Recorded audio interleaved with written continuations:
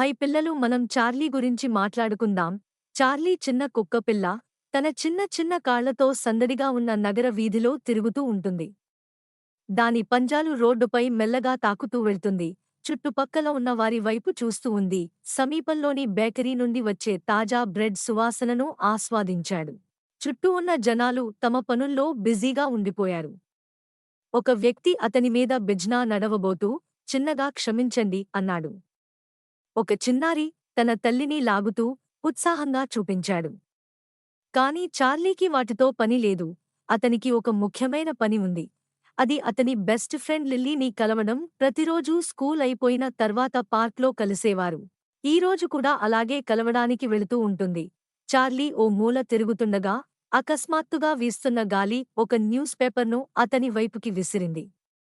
Charlie భయంతో వెనక్కి పరుగులు తీసింది. గుండె బలంగా కొట్టుకుంది. కాని వెంటనే తేరుకుని ముందుకు సాగాడు. ఎందుకంటే అతని లక్ష్యం స్పష్టంగా ఉంది. చివరికి పార్క్ కనపడింది. స్వింగ్స్ దగ్గర లిల్లీ నిలబడి ఉంది. ఆమె చార్లీని చూసి ఆనందంతో వెలిగిపోయింది. చార్లీ! అంటూ ఆమె చేతులు చాపి కూర్చుంది. ఆనందంగా మురుగుతూ చార్లీ ఆమె వైపు పరిగెత్తాడు. ఆమె ఒడిలో దూకాడు. అతని చిన్న ప్రయాణం పూర్తయింది. అతను ఇంటికి